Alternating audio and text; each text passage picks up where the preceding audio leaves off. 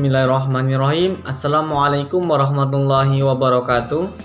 Alhamdulillahirabbil alamin. Assalatu wassalamu ala asrofil anbiya'i wal mursalin wa ala alihi washabihi ajma'in. Allahumma sholli ala sayyidina Muhammad wa ala ali sayyidina Muhammad. Baiklah, di sini kami dari kelompok 3 yang beranggotakan yaitu saudara Khazinatul Oza dengan NPM 1911010282. Selanjutnya Edo Ramada dengan NPM 191101030303. Yang selanjutnya Lucy Handayani dengan NPM 1911010361. Selanjutnya Naufal Mustafa NPM 1911010129. Selanjutnya saudara Riana Widya Wahyu Lingga dengan NPM 1911010412. Selanjutnya Wahid Fata Al-Kafi dengan NPM 1911010475, yaitu dengan materi manajemen laboratorium teknologi informasi dan komunikasi. Mata kuliah Teknologi Informasi Pembelajaran, dosen pengampu Miss Era Octaviona MPD. Baiklah, selanjutnya pemaparan materi dari kami. Selamat menyaksikan. Bismillahirrahmanirrahim. Assalamualaikum warahmatullahi wabarakatuh. Di sini saya akan membacakan materi tentang laboratorium komputer. Yaitu laboratorium komputer mungkin sebuah bentuk penggunaan teknologi informasi di sekolah yang dianggap paling lazim. Walaupun laboratorium komputer dapat menjadi tempat yang memberi fungsi cukup banyak, tapi umumnya hanya digunakan untuk melakukan proses belajar menggunakan komputer. Dalam pemberian materi pelajaran, komputer adalah tepat jika tidak berorientasi pada sebuah produk. Selain fungsi utama sebagai tempat belajar komputer, laboratorium komputer sangat mungkin dioptimalkan penggunaannya siswi yang memiliki bakat yang kuat terhadap komputer, dapat melakukan eksperimen dan eksplorasi lebih lanjut. Kemudian ada jaringan komputer lokal area network. Jaringan komputer umumnya sudah menjadi kebutuhan dasar jika sebuah institusi memiliki banyak komputer. Dengan membangun jaringan komputer lokal akan diperoleh sejumlah keuntungan selain fungsi dasarnya untuk komunikasi data antar komputer. Dengan memanfaatkan jaringan komputer, kita dapat membangun berbagai sistem informasi. Kemudian yang ketiga ada internet. Koneksi ke internet akan memberikan banyak manfaat bagi kegiatan di sekolah, dan tidak lupa mempertimbangkan bahwa internet seperti pisau bermata dua yang mempunyai sisi negatifnya. Dengan penggunaan yang bijak, internet akan memberikan bantuan yang sangat berharga bagi pelaksanaan proses pengajaran dan kegiatan lain di sekolah. Kemudian ada sistem informasi dan jaringan komputer lokal yang dimiliki akan sangat mungkin untuk membangun berbagai sistem informasi di atasnya.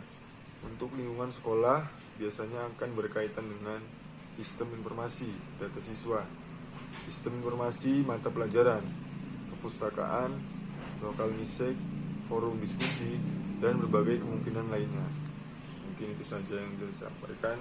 Assalamualaikum warahmatullahi wabarakatuh. Baiklah, di sini saya Edo Ramada dengan NPM 1911010303 akan menjelaskan materi yang berjudul Infrastruktur ICT di Laboratorium TIK. Pergeseran paradigma dalam peranata pendidikan yang semula terpusat menjadi desentralitis membawa konsekuensi dalam pengelolaan pendidikan, khususnya di tingkat sekolah. Permasalahan yang banyak dihadapi sekolah pada saat ini adalah pada tingkat kesiapan peserta belajar, guru, infrastruktur sekolah, pembiayaan, efektivitas pembelajaran, sistem penyelenggaraan, dan daya dukung sekolah dalam hal pembelajaran berbasis TIK. Salah satu imbasnya mengakibatkan minimnya peralatan laboratorium komputer yang tidak sebanding dengan banyaknya jumlah siswa. Hal ini perlu diupayakan strategi dalam mengembangkan peralatan dan fungsi laboratorium. Beberapa strategi tersebut adalah dengan penataan infrastruktur, misalnya pengadaan komputer rakitan yang spesifikasinya dapat disesuaikan dengan kebutuhan. Jika laboratorium menggunakan jaringan workgroup, maka penggunaan teknologi thin client merupakan solusi yang tepat karena dapat meminimalkan hardware. Tujuan dari kegiatan penggadaan dan penambahan lab komputer diantaranya adalah sebagai berikut. Yang pertama, agar terlaksananya pembelajaran berbasis TIK sesuai dengan amanat dan tuntunan kurikulum terbaru KTSP. Yang kedua, agar pihak pimpinan madrasah, guru, siswa, dan personil sekolah dan stakeholder mampu memanfaatkan lab komputer secara maksimal, terutama dalam menyikapi globalisasi teknologi informasi dan komunikasi. Yang ketiga, agar dapat mendukung pembelajaran berbasis multimedia dan agar para guru dapat memanfaatkan teknologi komputer untuk menambah wawasan dan meningkatkan keterampilan. Yang keempat, agar para siswa-siswi mampu bersaing dengan siswa-siswa yang sekolah di sekolah lain dalam hal ICT, Information and Communication Technology, dalam hal belajar. Yang kelima, agar guru dan siswa mampu memanfaatkan teknologi informasi berupa komputer yang ada, yaitu telekomunikasi, internet, intranet, extranet, dan multimedia, media audio, video, dan visual untuk penyampaian materi dan interaksi antara guru dan siswa. Yang keenam, agar guru dan siswa mampu meningkatkan efektivitas pembelajaran dalam hal penggalian informasi dan sumber belajar. Infrastruktur ICT di laboratorium TIK, yang pertama ada kelembagaan. Kelembagaan ini terdiri dari yang pertama ketua lab, yaitu manajer teknologi informasi, CEO, Chief of Information Officer. Yang kedua wakil ketua. Yang selanjutnya Network and Security Administrator. Selanjutnya ada Sistem Administrator. Selanjutnya ada teknisi, dan yang terakhir staf administrasi. Yang kedua, sistem pengelolaan laboratorium TIK. Yang pertama, JIS Jepang, Japan Industrial Start. Yang kedua ada CE Mark Uni Eropa. CE adalah sertifikat keamanan produk. Yang ketiga ada IEE. IEE. Yang keempat ada ICSA, Indonesian Certification, Indonesian Customer Certification Award. Yang keempat, yang selanjutnya ada SNI 01353 1996, Standar Communication Standar Nasional Indonesia. Yang selanjutnya sistem, yang ketiga sistem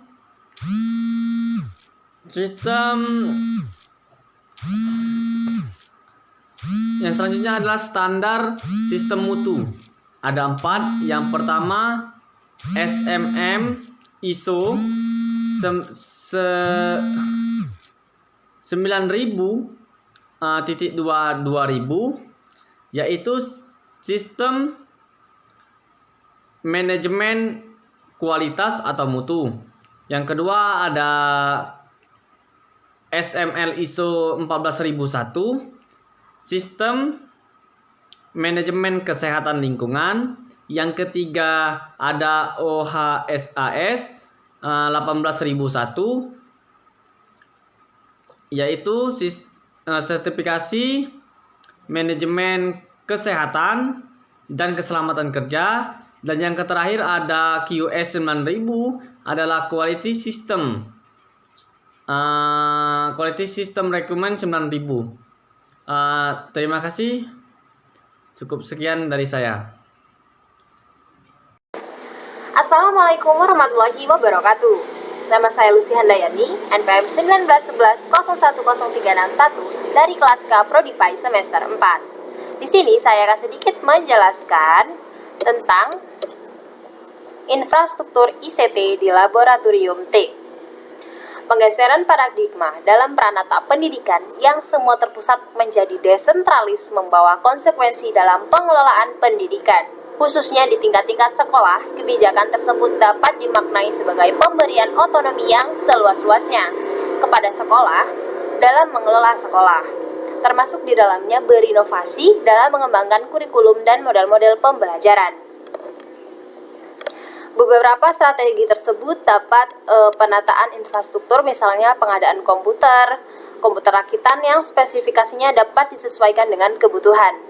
Nah, jika di laboratorium dirancang untuk menggunakan jaringan work group, untuk menggunakan teknologi Thin Allen merupakan solusi yang tepat karena dapat meminimalkan pemakaian hardware. Selain daripada optimal hardware, sistem manajemen juga perlu ditinjau kembali, yaitu menjadi laboratorium sebagai sarana perpustakaan dan sarana informasi. Nah, kegiatan dan pengadaan pembenahan lab komputer di sekolah ini diantaranya agar terlaksana proses pembelajaran TIK sesuai amanat dan tuntutan kurikulum atau KTSP. Yang kedua ada agar pihak pimpinan madrasah, guru, siswa, personel sekolah dapat memanfaatkan kegiatan keberadaan lab komputer secara lebih maksimal, terutama dalam rangka menyikapi globalisasi teknologi informasi dan komunikasi. Yang ketiga, agar dapat membantu proses pembelajaran yang berbasis multimedia dan agar para guru dapat memanfaatkan komputer untuk lebih membuka wawasan dan berupaya meningkatkan keterampilan dan pemanfaatan media pembelajaran berupa teknologi komputer. Yang keempat, agar para siswa dapat mensejajarkan dengan para siswa di sekolah lain yang sederajat, terutama dalam pemanfaatan information and communication technology. Yang kelima, agar guru dan siswa dapat memanfaatkan teknologi tersebut. Yang keenam, agar guru dan siswa dapat lebih meningkatkan kreativitas dalam hal penggalian informasi dan sumber belajar. Selanjutnya kita akan bahas tentang kelembagaan. Nah, laboratorium dipimpin oleh seorang ketua di beberapa tempat yang disebut juga sebagai Chief of Information Office atau CIO, dan dibantu oleh staf pendukungnya. Di antaranya ada wakil ketua atau manajer teknologi informasi CIO. Kemudian yang kedua ada wakil ketua. Yang ketiga ada network and security administrator. Yang keempat ada sistem administrator. Yang kelima ada teknisi. Dan yang keenam ada staff administration. Selanjutnya kita akan bahas tentang standar penggunaan laboratorium TIC. Nah, banyak perusahaan yang memproduksi produk penggunaan standar produk seperti JIS Jepang, yaitu Jepang Industri Standard. Kemudian ada CMARC Uni Eropa. Ada IEEE 802.11 Standar Komunikasi Wireless LAN. Kemudian ada ISCA Indonesia Customer Certification Award. Dan yang terakhir ada SNI atau Standar Nasional Indonesia. Dan yang ketiga ada standarisasi sistem mutu. Ada SSM ISO 9001 atau 2000, yaitu sistem manajemen kualitas atau mutu quality management system. Kemudian ada SML, sistem manajemen kesehatan lingkungan. Ada OHSAS, sertifikat manajemen kesehatan dan keselamatan kerja. Dan yang terakhir ada QS 9000, yaitu Quality System Requirement 9000, standar yang berisi peralatan yang harus dipenuhi oleh para pemasok kepada pihak ketiga atau OSM, Original Equipment Manufacturer, untuk perusahaan industri dan elektronik. Nah, setelah kita membahas yang sudah dijelaskan, selanjutnya kita akan menerangkan tentang strategi pengadaan sarana.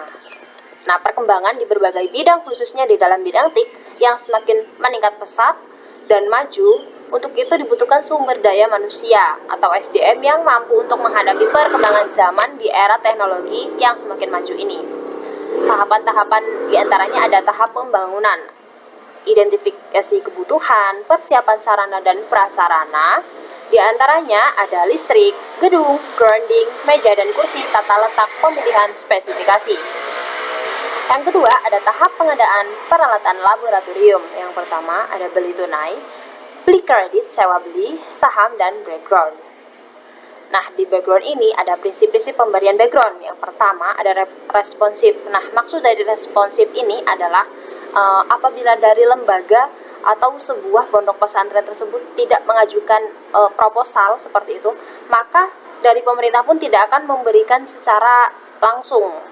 Jadi, dari pihak atau lembaga tersebut harus mengajukan proposal dulu, baru background ini bisa turun, seperti itu. Selanjutnya ada keadilan, di mana keadilan ini background tidak hanya diberikan kepada lembaga atau pondok pesantren yang memiliki ciri khusus dan latar belakang tertentu. Selanjutnya ada pemerataan. Nah, pemerataan ini dari pemerintah memberikan background secara merata dan menyeluruh, seperti itu. Dan yang terakhir ada tidak tumpang tindih. Nah, yang dimaksud tidak tumpang tindih di sini berarti di lembaga atau pondok pesantren itu sedang tidak menerima bantuan atau subsidi dari pihak provinsi ataupun daerah setempat. Kemudian ada syarat-syarat penerima bantuan. Yang pertama, merupakan sekolah kurang mampu tetapi potensial untuk meningkatkan angka berpartisipasi atau mutu pendidikan. Dan selanjutnya, dalam 3 tahun terakhir tidak sedang menerima subsidi atau kegiatan perkembangan pembangunan fisik dari pemerintah lain atau pusat daerah. Dan yang ketiga, memiliki lahan sendiri. Nah, selain itu, tujuan khusus. Nah, dalam menerima background, kita juga harus memiliki tujuan khusus, yaitu yang pertama meningkatkan mutu dan profesionalisme pendidik dan tenaga kerja.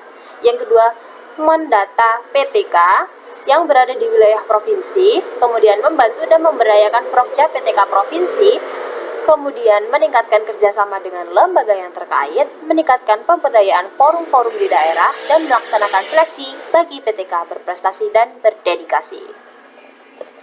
Selanjutnya, kita akan membahas tentang syarat penerimanya. Nah, diantaranya ada mengajukan proposal kepada Direktur Jenderal Peningkatan Mutu Pendidikan dan Tenaga Pendidikan melalui Direktorat Pendidikan dan Tenaga Kependidikan. Selanjutnya, proposal ditandatangani oleh Kepala Dinas Pendidikan Provinsi, dan setelah itu dicantumkan secara rinci program kegiatan yang akan diselenggarakan dengan dana atau RAP yang dibutuhkan untuk setiap program atau kegiatan. Nah, pengajuan proposal ini diajukan oleh Dinas Provinsi menggunakan sistematika, diantaranya ada bab 1, bab 2, bab 3, dan bab 4. Nah, bab yang pertama ini berisi tentang pendahuluan, latar belakang, dasar tujuan, dan hasil yang diharapkan. Kemudian, bab 2 yang berisi analisis situasi atau mendeskripsikan situasi yang ada di wilayah provinsi dan masalah yang dihadapi. Kemudian bab 3, rencana program kegiatan atau rasional tujuan, sasaran pelaksanaan kegiatan, dan pendanaan dan jadwal kegiatan. Dan bab terakhir yaitu bab 4, pemantauan dan evaluasi kegiatan, monitoring, evaluasi, dan yang akan dilaksanakan. Nah, yang terakhir, kita akan bahas tentang penyaluran dana background. Di sini ada 2 sub, diantaranya dana background ini disalurkan sekaligus kepada rekening Dinas Pendidikan melalui bank pemerintah. Dan yang kedua atau yang terakhir ini, pengelolaan selanjutnya diserahkan kepada penanggung jawab teknis, dalam hal ini kepada subdin yang bersangkutan. Terima kasih, mungkin hanya itu yang dapat saya sampaikan. Materi selanjutnya akan disampaikan oleh teman saya. Saya Naufal Mustafa dengan NPM 1911010129. Di sini saya akan melanjutkan materi tentang prinsip pembagian blogrand, kemudian syarat penerima blogrand, kemudian penyaluran dana, dan juga sumbangan pihak lain. Beralih kepada pembahasan selanjutnya, yang pertama prinsip pembagian blogrand. Prinsip pembagian blogrand ini dibagi menjadi 4. Yang pertama prinsip responsif, artinya prinsip ini dana subsidi bantuan akan disalurkan apabila terdapat permohonan daripada instansi sekolah dan pondok pesantren atau yang lain sebagainya. Kemudian prinsip yang kedua adalah prinsip keadilan. Arti daripada prinsip keadilan ini yaitu dana subsidi bantuan disalurkan kepada seluruh pondok pesantren yang berhak menerima dengan tidak melihat latar belakang dan ciri khas daripada instansi sekolah tersebut. Kemudian prinsip yang ketiga yaitu prinsip kerataan, artinya seluruh instansi berhak menerima apabila mencakup syarat-syarat penerimaan daripada bantuan subsidi tersebut. Kemudian yang keempat adalah tidak ada tumpang tindih. Artinya tidak ada tumpang tindih ini selama sebelum menerima bantuan subsidi blogrand tidak ada bantuan daripada pihak lain maupun dari pemerintah ataupun dari yayasan-yayasan yang lainnya. Kemudian berlanjut kepada pembahasan yang selanjutnya yaitu pembahasan tentang syarat penerima blogrand. Yang pertama syarat pokok. Ada 3 syarat pokok. Yang pertama, instansi kurang mampu tetapi memiliki mutu potensi untuk meningkatkan mutu pendidikan. Kemudian yang kedua adalah secara 3 tahun belakangan tidak menerima bantuan subsidi dari pihak manapun. Kemudian yang ketiga adalah lahan milik sendiri. Seminimalnya dia memiliki lahan dengan panjang 9 meter dan luas 11 meter untuk satu pembangunan. Kemudian ada pula syarat tambahan. Syarat tambahan yang pertama adalah selama 3 tahun belakangan harus ada keaktifan daripada siswa yang ada di instansi sekolah tersebut. Minimal terdapat 75 siswa rata-rata. Kemudian yang kedua adalah memiliki izin operasional, dan yang ketiga adalah beroperasi dalam setahun. Minimal keaktifan dalam setahun tersebut adalah 90%, dan yang keempat adalah memiliki lahan sendiri dan tidak bermasalah. Kemudian syarat penerima harus mengajukan proposal kepada pihak berwenang yang kemudian nanti akan disetujui dan ditandatangani oleh pihak-pihak yang berwenang, yang mana nanti dilampirkan rincian kegiatan yang akan dilaksanakan dan berapa dana bantuan yang ingin diperoleh. Kemudian nanti setelah disetujui dan kemudian ditandatangani, dana akan langsung disalurkan kepada dinas pendidikan, yang kemudian nanti dinas pendidikan akan menyalurkan kepada pihak penanggung jawab yang ada pada instansi sekolah tersebut, yang kemudian diharapkan program akan berjalan, kemudian akan dilaporkan nantinya ketika sudah selesainya kegiatan yang dilaksanakan. Kemudian ada sumbangan pihak lain. Arti daripada sumbangan pihak lain ini adalah dengan adanya hubungan-hubungan dengan wali murid ataupun dengan instansi sekolah lain, maka diharapkan adanya bantuan-bantuan baik besar maupun kecil, seperti bantuan menyediakan laptop untuk keberlangsungan dan keefektifan kegiatan belajar mengajar, yang kemudian nanti akan membuat nyaman siswa-siswa yang ada di instansi sekolah tersebut. Mungkin itu dari saya, yang akan dilanjutkan oleh pemateri yang selanjutnya. Terima kasih. Perkenalkan, nama saya Riana Widewa Yulinga. Saya akan menjelaskan tentang tata letak peralatan laboratorium. Nah, jadi tata letak peralatan laboratorium itu berhubungan dengan bagaimana kita bisa mengatur penempatan alat-alat utama yang ada di dalam laboratorium. Nah, luas ruangan itu tidak ada patokan standar dalam menentukan luas ruangan laboratorium komputer. Nah, tapi biasanya itu bisa mengikuti luas ruangan standar lab pada umumnya, yaitu kurang lebih sekitar 6 meter dikali 8 meter atau 8 meter dikali 12 meter, tergantung ketersediaan ruangan atau lahan yang ada di sekolah. Nah, jadi syarat-syarat umum yang harus dipenuhi dalam tata letak peralatan komputer adalah: yang pertama, luas untuk satu unit komputer itu minimal 60 cm dikali 100 cm. Jarak antara komputer ke komputer yang ada di belakangnya itu 30 cm. Jarak antara meja komputer dengan kursi itu sekitar 30 cm. Sehingga jarak mata pengguna ke layar monitor itu sekitar 40 cm. Nah, peralatan laboratorium komputer ini adalah seluruh peralatan yang dibutuhkan dan yang harus ada di dalam ruang laboratorium tersebut. Peralatan ini meliputi peralatan utama dan peralatan penunjang. Peralatan utama adalah peralatan standar mengajar berlangsung. Nah, peralatan utama itu meliputi yang pertama unit komputer, yang kedua meja, kursi, dan tempat meletakkan komputer dan tempat duduk. Yang ketiga, meja instruktur atau guru. Yang keempat, papan tulis. Dan yang selanjutnya, peralatan penunjang adalah yang tersedia di dalam laboratorium tersebut dan berguna dalam meningkatkan aktivitas kegiatan belajar mengajar. Adapun yang termaksud dalam kategori peralatan penunjang itu salah satunya diantaranya adalah yang pertama, sistem jaringan atau keluaran output. Yang ketiga, komputer atau instruktur. Yang keempat, LCD screen. Yang kelima, LCD proyektor. Yang enam, ke lemari atau kabinet. Sedangkan yang paling utama dalam penataan laboratorium itu adalah peletakan unit komputer di dalam ruangan tersebut. Karena apa? Karena hal ini berkaitan besar dengan yang diperlukan untuk menampung seluruh komputer yang tersedia atau yang dibutuhkan di dalam ruangan tersebut. Ada beberapa jenis tata letak peralatan laboratorium yang bisa kita gunakan dalam penataan laboratorium tersebut. Tetapi pada umumnya itu biasa digunakan itu dua jenis, yaitu menghadap ke depan dan ada yang menghadap ke samping. Nah, tata letak komputer yang menghadap ke samping ini, tata letak ini jauh lebih baik dari sisi pembelajaran. Karena apa? Karena yang pertama itu para siswa dapat berputar kursi atau meja dengan jarak pandang yang cukup baik.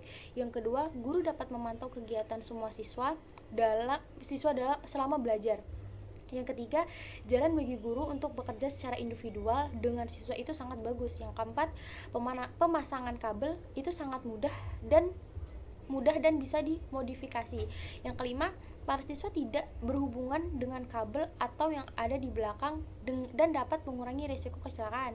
Yang keenam adalah jika komputer yang memerlukan perhatian atau perbaikan kecil, siswa itu tidak akan terganggu. Yang keempat, resiko tata letak komputer yang ideal dari dua jenis tata letak yang telah disebutkan itu ada yang direkomendasikan untuk desain laboratorium pola tata letak penempatan komputer menyamping.